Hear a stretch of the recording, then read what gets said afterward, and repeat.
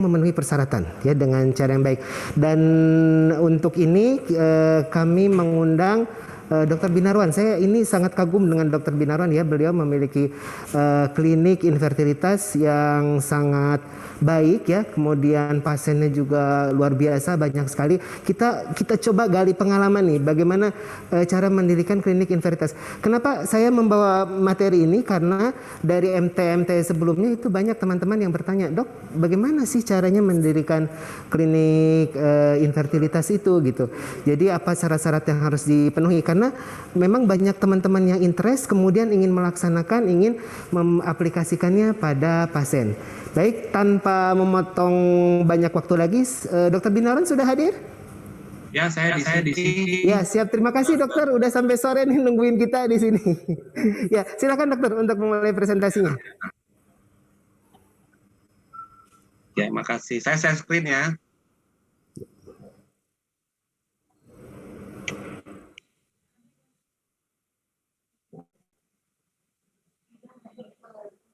Kelihatan Dokter Dian? Ya. Halo, Dokter Dian. Kelihatan Pak Bin. Silakan. Yuk. Jadi sudah menjelang sore ya, mungkin sudah sambil praktek pada teman-teman sekalian, saya sambil sharing mengenai mendirikan klinik infertilitas. Jadi skop diskusi kali ini ya kita mungkin membicarakan tingkat infertilitas mungkin berdasarkan kemampuan masing-masing, tingkatnya bagaimana kita lihat dan apa pertimbangan mendirikan sebuah klinik dan key point-nya apa, persyaratan pendirian klinik dasar, menengah dan lanjut dan take-home message-nya apa. Tentu yang penting yang harus diperhatikan adalah kita melihat kemampuan kita, mungkin dari keilmuan kita, dari kocek kita juga, dari tentu peminatnya berapa banyak, baru kita bisa membuka jenis klinik fertilitas apa yang kita mau. Jadi ada yang basic, ada yang middle, ada yang komprehensif ya. Yang basic tentunya menjangkut semua tes pemeriksaan dasar diagnostik dari dari infertilitas dengan endoskopi kesuburan. Kemudian yang middle itu plus basic dengan manajemen IUI, kemudian kompresif yang middle plus dengan bayi tabung. Jadi tentu kalau untuk basic fertilitas, sebenarnya seorang yang ingin masuk dalam dunia fertilitas, yang ilmu yang paling pertama yang harus dikuasainya dulu adalah diagnostik. Tanpa diagnostik, dia tentu tidak bisa melakukan manajemen. Jadi ilmu yang paling penting itu adalah ilmu USG transvaginal. Mungkin ada baiknya rekan-rekan yang mengikuti MT ini mengikuti workshop USG ya, transvaginal ginekologi ini, karena ini merupakan pintu masuk ya untuk melakukan pelayanan fertilitas. Dan itu ilmu pertama dulu untuk diri sendiri. Yang kedua harus membeli USG transvaginal yang cukup baik resolusinya ya. Karena resolusi juga harus seperti yang sudah disyaratkan oleh guideline PCOS tadi yang dibawakan oleh Dr. Wiryawan tadi dengan Dr. Mulia mengenai diagnosa PCOS dengan menggunakan yang resolusi tinggi. Sebuah PCOS baru ditidakkan bila ditampak paling sedikit 20 folikel antrafolikel di bawah 9 mili. Dan itu tentunya hanya bisa dilihat dengan resolusinya baik ya. Tentu resolusi yang baik itu sangat penting. Jadi saya kira teman-teman kalau ingin mendirikan sebuah fertilitas klinik yang baik, modal dasarnya adalah sebelum memulai sebuah klinik dasar, lakukanlah latihan melakukan diagnosa USG kandungan dulu. Itu paling penting. Tanpa menguasai itu, sulit untuk masuk pelayanan fertilitas yang baik.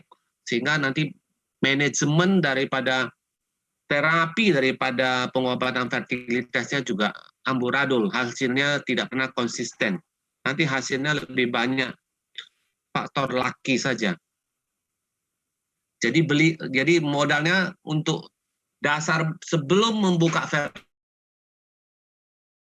dan kocek membeli USG transvaginal, walaupun harus cicil ya, nggak apa-apa. Nanti juga balik itu. Nah, selanjutnya karena dia transvaginal ini bisa dilakukan ada beberapa bisa transvaginal tanpa intervention, dan vaginal dengan intervention. Transvaginal intervention itu bisa dilakukan SIS, ya, saline infusion sonography yang sering dilakukan didemonstrasikan oleh Prof. Tono, ya. Kemudian sekarang udah lagi dipasarkan FOMI, bahan yang bisa digunakan FOMI untuk HSG dengan sistem USG. Nah, itu juga bisa dijadikan sumber pemasukan, ya, untuk mengurangi cicilan USG tersebut, ya. Jadi tidak usah takut, USG itu nggak akan tercicil, ya. Malah dengan USG yang baik, kita akan mendapat pasien yang lebih, kita mendapat diagnosa yang lebih tepat, sehingga nanti ke sejauh berikutnya, kalau dia terapi salah, tentu pasien akan meninggalkan kita. Jadi dasarnya itu adalah USG transvaginal yang baik, mempunyai kemampuan dan mempunyai alat yang bagus. Punya kemampuan, alat tidak bagus, tidak jadi. Punya alat yang bagus, tidak punya kemampuan, tidak jadi juga. Jadi keduanya adalah komplementari masing-masing, ya. Nah, ini yang bisa dilakukan SIS. Mungkin SIS bisa dikutip, harganya jadi 600.000 dengan modal, apakah modal IUI kateter kah, Foley bag kateter kah, ya, yang untuk anak-anak 8 mili. Itu bisa dilakukan, ya, bisa dipungut 600 barangkali. Nah, tentunya itu paling tidak bisa melihat rongga rahim, bisa melihat miom, bisa melihat polip, ya, bisa lihat perlengketan, dan bila punya kemampuan dengan menggunakan teknik Doppler, kita bisa melihat aliran daripada kedua saluran tersebut, ya. Dan ini juga tentu bisa mendapat pemasukan, ya, untuk menutupi cicilan transvaginal USG-nya. Nah, kalau kita sudah mahir pada tahap tersebut, mahir dalam ilmu diagnosa kandungan, karena sekarang nggak zaman lagi menggunakan VT untuk menentukan diagnosa apakah miom, apakah apapun itu, sehingga kita wajib malah seperti perpanjangan tangan kita untuk melakukan TUSE transvaginal tersebut. Jadi setelah kita mahir menegakkan diagnosa kandungan tersebut, kita baru boleh sebaiknya mempunyai keinginan untuk mengembangkan fertility klinik, ya. Karena tanpa dasar itu sulit, nanti hasilnya tidak akan optimal. Makanya saya sarankan pertama dulu ikuti dulu workshop dasar, madya, lanjut USG kandungan tersebut. Sesudah itu, kalau memang sudah bagus, diagnosanya sudah tepat, kemudian punya kemampuan reproduktif surgery yang mumpuni, memadai, tidak harus mahir sekali dan advance, paling tidak miomektomi, polipektomi, kistektomi, ya.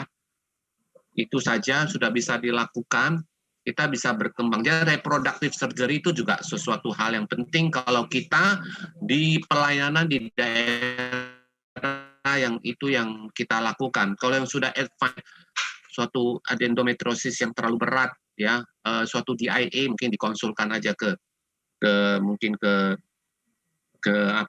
center center pendidikan atau center yang mempunyai kemampuan yang tinggi, ya. Nah, seperti mungkin ke Prof. Tono atau ke Ruswana, ya, kalau di Bandung, ya. Nah, jadi barangkali di sini kalau seandainya kita ingin mengembangkan, mungkin menggaji dulu satu orang laboratori yang bisa melakukan analisa sperma dasar, ya. Lakukan processing inseminasi sperma, analisa yang baik, ya, sehingga hasilnya baru bisa baik. Bisa mulai dulu seseorang, karena setelah itu dipakai laborannya bisa dikirim ke center yang memberikan pelatihan analisa sperma dan preparasi sperma, bisa dikirim untuk dilatih, ya. Bisa ke center-center yang menerima pelatihan laboran ini, ya. Jadi kalau sudah, inilah persiapannya. Salah satu analisa sperma dasar menuju kepada laboran yang bisa melakukan preparasi sperma. Dan selanjutnya bisa melakukan suatu manajemen kesuburan secara medis ya, induksi ovulasi, mulai belajar menggunakan klomin sitrat, letrozol, gonadotropin yang sederhana ya, untuk misalnya pada pasien-pasien yang pada lini kedua, misalnya pada PCOS sudah mulai melatih diri menggunakan ini. Baru belajar mengikuti workshop paling sedikit adalah histeroskopi, karena histeroskopi itu juga penting, bisa dilakukan di office ya, bisa membeli alat office histeroskopi, kalau nggak salah satu set itu 200 juta ya itu kalau nggak salah, dan ini juga bisa dilakukan cicilan, barangkali juga bisa menambah omset di klinik ya. Melakukan diagnostik dasar atau membuang polip-polip kecil ya, bisa digunakan dengan histeroskopi office di sini. Modalnya 200 juta mungkin. Sekali melakukan tindakan mungkin 600.000 atau 800.000. Kalau ada 5 tindakan mungkin 1 tahun udah balik modal ya. Jadi itu bisa dibeli alat bedah reproduksi, disediakan di praktek ya. Karena ini tidak perlu dilakukan suatu bius ya. Dia hanya awake pakai lokal ataupun obat anti makan ataupun pakai sup saja sudah bisa. Infrastruktur, nah kita masuk ke tadi di praktek pribadi juga bisa dilakukan. Nah, sekarang kalau misalnya yang middle, nah kalau yang middle menyediakan inseminasi itu bisa di praktek, bisa di klinik, bisa di rumah sakit ya. Nah, layanannya adalah yang basic. Nah, tadi sudah punya laboran yang sudah bisa pintar melakukan analisa sperma. Nah, kita lanjutkan dia itu untuk diberi pelatihan ke inseminasi, sembari kita ikuti workshop inseminasi. Nah, kedua untuk mengikuti workshop inseminasi bagaimana menggunakan gonadotropin yang benar, menangani efek sampingnya, sudah diberikan bekal ilmunya, kita bisa mulai masuk ke middle. Ya, inseminasi. Jadi di sini klinisi harus menguasai stimulasi ovarium gonadotropin dengan dosis rendah, sekitar 50, 37,5 sampai 75. Ya, bisa infertilitas. Kemudian peralatan yang perlu disediakan laminar flow yang sederhana. Kalau yang bagus ESCO, tapi mahal nggak usah ya. Beli yang sederhana saja. Centrifuge yang sederhana juga ada. Kemudian akan pipet Eppendorf 2 juta kalau nggak salah ini. Ya, kalau ini mungkin bisa 50-60 juta yang murah. Kalau ini laminar flow bisnis 70-an juta ya yang sederhana ya. Inkubator. Nah, inkubator beli yang sederhana ada 60-70 untuk menginkubasi spermanya selama 1 jam. Jadi itu yang harus disiapkan ya. Jadi harus menyiapkan diri kita dengan kemampuan melakukan melakukan kemampuan untuk menjelaskan kepada pasien, karena pelayan ini kan hasilnya itu tidak tinggi-tinggi amat, berkisar antara 20-30%. Yang disampaikan Prof. Tono 36% itu sudah sangat tinggi dan bagus ya. Achievement yang bagus sekali dari Prof. Tono 36%. Karena dilakukan semuanya sesudah laparoskopi katanya. Jadi semua yang masalah tidak bagus sudah disingkirkan. Jadi kalau yang komprehensif bagaimana? Setelah kita menguasai ilmu inseminasi, kita bisa mungkin itu saatnya kita sudah bisa barangkali sudah bisa ke arah komprehensif. Kita bisa memikirkan, sudah memposisikan diri kita ke rumah sakit, karena sampai saat ini klinik bayi tabung harus di rumah. Di sini servisnya sudah memulai dengan program bayi tabung. Program bayi tabung sederhana adalah IVF konvensional tanpa melakukan metode ICSI, intrasitoplasmic sperm injeksi, menginjeksi sperma ke dalam telur ya. Nah, jadi di sini yang perlu diperhatikan sudah harus membentuk tim ya, karena di dalam satu IVF itu yang paling penting tim ya, bukan satu orang lagi. Di sini apa saja human resources yang harus disiapkan. Kita sudah harus punya mengkontak teman kita. Kalau kita bukan seorang dokter konsultan, maka kita harus menghubungi salah satu dokter konsultan FAIR untuk menjadi penanggung jawab kita di dalam klinik. Kemudian kita selaku dokter objinnya bisa mengikuti fellowship di bidang TRP pada center-center yang telah ditunjuk oleh Perfitri. Kemudian embriologis harus dilatih ke center-center yang sudah ditunjuk. Seandainya kita memberikan pelayanan pada pasien-pasien dengan kasus azoospermi, kita memerlukan operasi pengambilan sperma dari buah jakar, dokter urologi. Kemudian perawat harus ditrainingkan di bidang TRB, dari psikolog yang sudah ditrainingkan di pihak TRB, staf admin dan marketing tentunya sangat penting, karena mencari pasien di sini penting sekali, karena ini kan heavy investment, modal untuk membalikkan ini tidak kecil, sehingga kita benar-benar harus membentuk satu tim. Tanpa ada tim, keberhasilan dari bayi tabung itu tidak mungkin akan terjadi. Jadi kita tahu bahwa keberhasilan sebuah program bayi tabung itu 80% ditentukan di lab, maka lab itu harus bagus. Kita harus menyediakan alat-alat yang juga mumpuni seperti laminoflow yang baik, ya, centrifuge yang baik. Centrifuge berguna untuk centrifuge sperma. Kemudian pipetting yang baik, ada mikroskop. Di sini mikroskop paling sedikit harus 3 jenis. Mikroskop yang biasa, kemudian phase contrast mikroskop untuk melihat sperma, kemudian ada stereo mikroskop, ini namanya stereo mikroskop untuk melihat ovum, telur, ada stereo mikroskop namanya, kemudian program ICSI yang ya ini adalah phase contrast, ini adalah stereo mikroskop. Nah, kemudian kita harus menyediakan 2 jenis inkubator. Ada satu inkubator biasa yang tidak dipasang dengan CO2, ada yang CO2. CO2 dibutuhkan untuk inkubasi kultur embrio. Kalau inkubator biasa untuk ditaruh medium dan untuk sperma. Nah, sekarang untuk inkubasi embrio kita biasanya pakai mini inkubator yang ada satu chamber ruangannya. Jadi di sini satu paket embrio, sini paket pasien yang lain, satu yang lain. Kita masing-masing punya kamar VIP, ya, ini VIP. Jadi masing-masing satu kamar, tidak campur-campur. Untuk membuka muka ini tidak gampang keluar semua CO2-nya, sehingga tidak terganggu temperatur maupun pH-nya. Jadi pertimbangan mendirikan klinik ini juga itu berdasarkan demand, ya, di tempat kita. Misalnya kita adanya di mana? Misalnya kita adanya di Bogor. Kita hitung berapa populasi di Bogor, berapa orang di situ populasinya.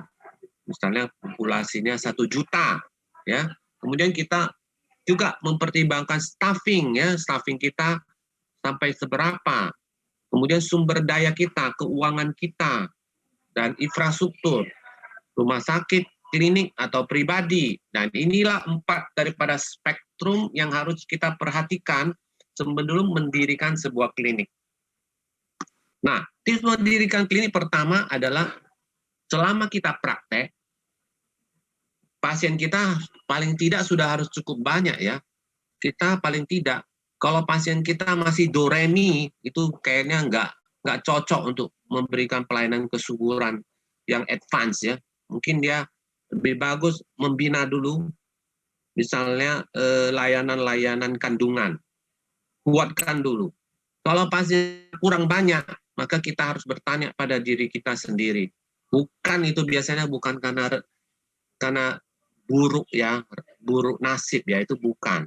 Biasanya kita harus introspeksi diri kita. Pertama, apakah kita kurang komunikatif? Yang kedua, apa ilmu kita kurang sehingga pengobatan kita selalu tidak optimal menjadi komplain orang? Itu. Yang ketiga, apakah waktu kita kurang untuk pasien sehingga pasien dia komplain? Karena misalnya sering kita tidak berada di tempat, sehingga kita susah dicari pasien, biasanya pasien susah mau. Sehingga itu juga harus pertama dulu. Jadi paling tidak untuk memikirkan pelayanan fertilitas pada dokter obgyn umum, paling tidaklah setiap hari itu ada beberapa pasien kandungan.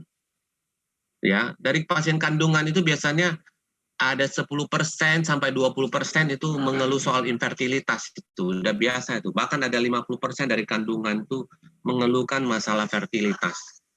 Jadi ada demand dulu. Kalau semua pasien kita layani obstetri aja, nggak ada yang kandungan sama sekali. Kita tiba-tiba memberikan layanan fertilitas. Kayaknya itu masalahnya nanti di demand yang nggak ada demand. Nanti kita sendiri yang frustrasi. Jadi pertama dulu carilah pasien kandungan dulu.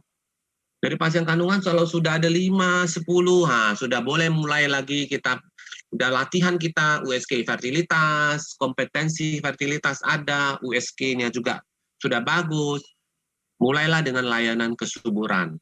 Karena 10% pasien itu rata-rata pasien usia subur ya.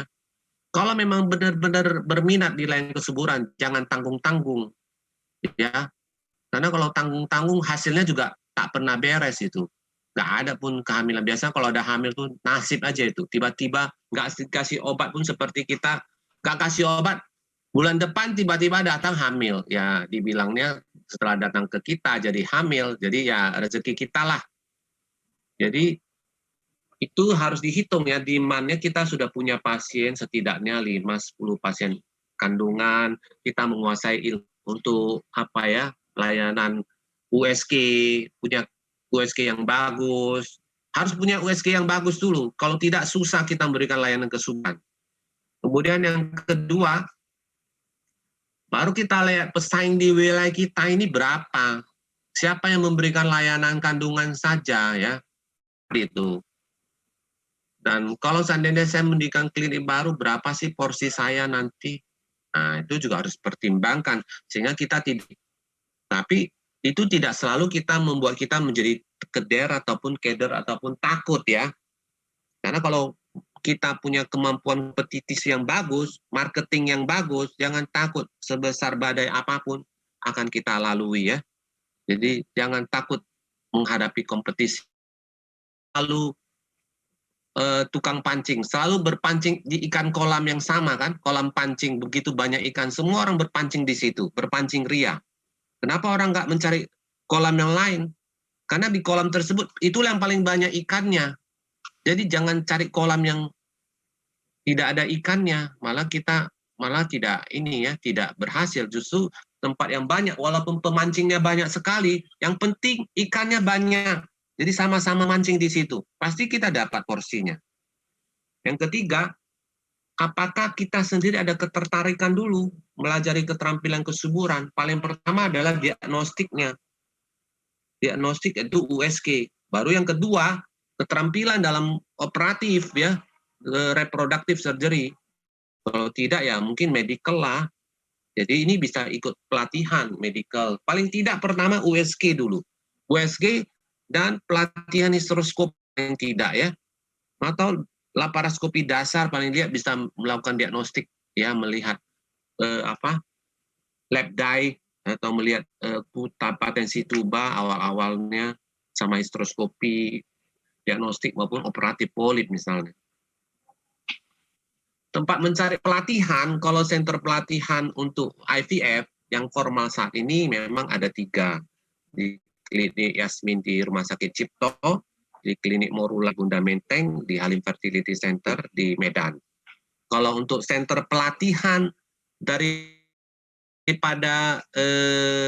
laparoskopi, barangkali nanti di sini di MTI juga ada satu sesi khusus membicarakan mengenai pelatihan laparoskopi ya, yang bisa dilihat. Karena masing-masing center di pendidikan di Indonesia itu rata-rata punya center pelatihan laparoskopi. Tempat mencari pelatihan di luar negeri juga ada, di Singapura, di NUH, di Vietnam, Tudu Hospital, di India, IIRH, ya, banyak lagi yang bisa diikuti. Persyaratan yang pendirian daripada klinik infertilitas dasar seperti saya sampaikan, mulailah dengan layanan kesuburan dasar. Latihlah diri Anda dengan keterampilan diagnostik dasar USG, manajemen kesuburan dasar yang bisa diikuti dengan kursus-kursus, keterampilan dasar dalam histeroskopi dan laparoskopi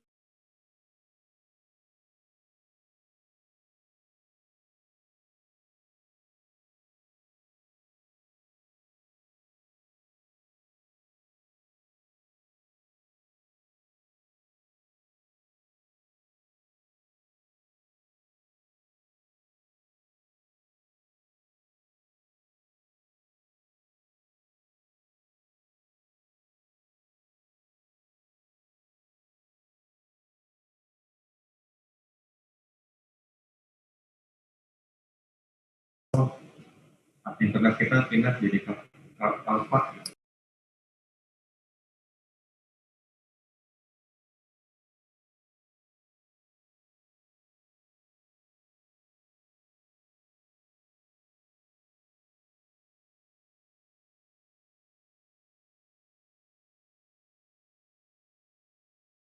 Dan jaringan dari Dr. Binarwan kita tunggu sebentar ya untuk perbaikan. Yang saya kagumi dari Dr. Binarwan ini, beliau itu lugas ya, kemudian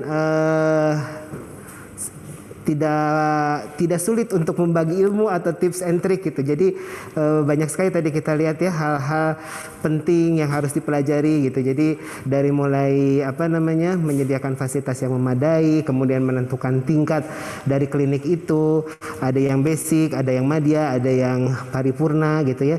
Dan menurut saya presentasi beliau sangat memotivasi kita ya untuk bisa maju dan berkembang di kemudian hari, karena persaingan sekarang mungkin sudah sangat banyak ya, bukan hanya dari dalam negeri tetapi dari luar negeri juga. Baik teman-teman, bagaimana, apakah Dr. Binar bisa dihubungi? Sedang riset ulang. Oke, sedang riset ulang. Baik, kita tunggu dulu sebentar ya. Jadi apabila ada teman-teman yang ingin berdiskusi, silahkan menyampaikan diskusinya melalui kolom Q&A. Dan untuk materi, silahkan untuk materi workshop infertilitas lanjut ini bisa di-download pada link yang sudah di-share oleh teman-teman panitia ya, atau di-scan pada layar, nanti akan ditampilkan untuk yang layar. Kami sangat mengharapkan bahwa materi-materi yang silakan ini untuk link materinya kalau mau di-share, di-scan ya.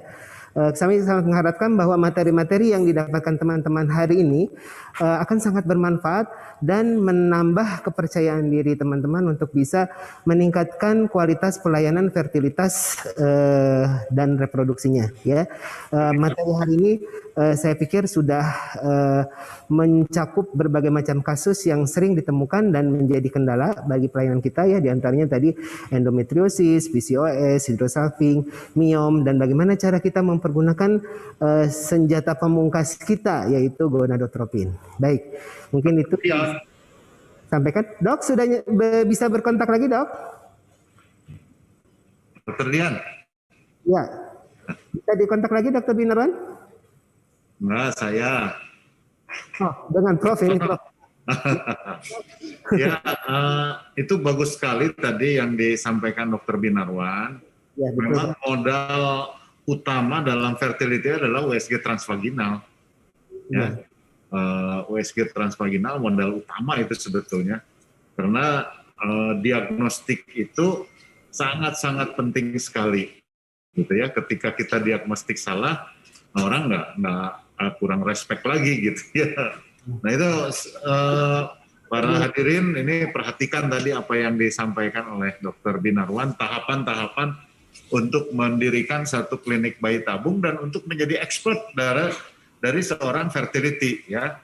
Dan ada hal-hal terakhir yang sangat penting itu adalah buat kita bagaimana menggunakan instrumen-instrumen itu menjadi modal kekuatan kita. Bagaimana USG transvaginal dimaksimalkan untuk diagnostik, membantu diagnostik, salin infusion, sono HSG, kemudian apalagi kalau dia canggih ngukur folikel aja udah pakai mesin gitu ya, pakai aplikasi program. Kemudian juga tadi setelah itu memang kemampuan histeroskopi laparoskopi juga harus diasah. Karena setelah diagnostik kita selesaikan memakai apa gitu ya. Oleh karena itu perhatikan tahapan-tahapan yang tadi oleh Dr. Binarwan. Senjata lain adalah obat tadi Dr. Dian, gonadotropin. Ya, itulah gonadotropin udah itu senjata pamungkas dan harus di tangan yang tepat. Indikasinya tepat, tangannya tepat, memantaunya juga tepat, sehingga memberikan efek yang baik. Itu Dr. Dian kira-kira. Baik, terima kasih Prof. Ini Prof. Tono, Dr. Binarwan ini pionir-pionir ya, Prof. Tono pionir untuk IVF bayi tabung di Bandung, khususnya di Jawa Barat ya, Dr. Binarwan di Medan. Jadi kita sangat beruntung nih bisa mendapatkan ilmu langsung dari para pakarnya, dan mudah-mudahan teman-teman bisa menindaklanjutinya di tempat bekerjanya masing-masing.